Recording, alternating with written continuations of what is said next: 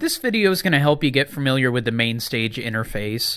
We're going to talk in brief about the components that make up the interface, and then we'll explore each of the components in detail as the series progresses. When we open up Mainstage 3, we're given the option to launch templates, or layouts as Mainstage calls them, or we can view our saved or recent concerts, or create one from scratch.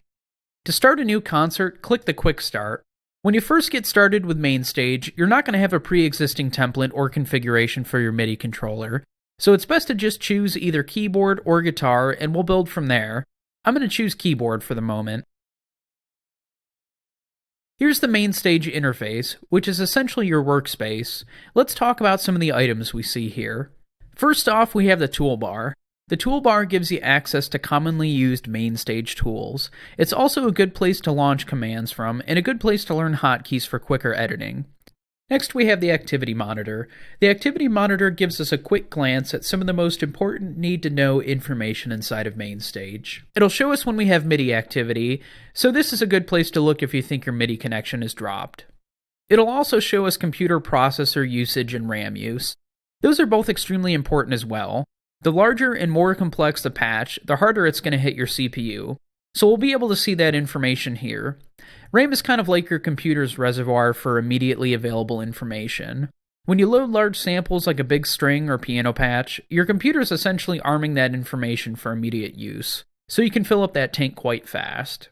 Virtual instruments, like synthesizers, are typically not sample-based, so their RAM usage is pretty low. However, synthesizers are modeling-based, which is essentially creating the sound in real time, so that in turn can be pretty CPU-intensive.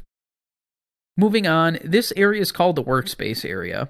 In this area, you can also assign hardware and on-screen controls. You can also see an overview of your concerts, sets, and patches, and their order. Within the Workspace area, we have the screen controls. It's basically the graphical representation of your hardware, but there's more to it than that. We can rearrange and reassign all the controls we see here, as well as map them to parameters within our concert. Next, we have our channel strips. You can think of each individual channel strip as a representation of a modification to your sound.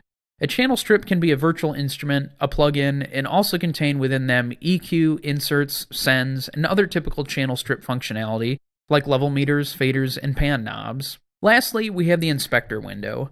When we select an item in Mainstage, whether that be a concert, set, patch, something in the workspace, or even a channel strip, we can get a detailed report of other attributes that can be modified. So that concludes this video. Thanks for watching, and I'll see you in the next one.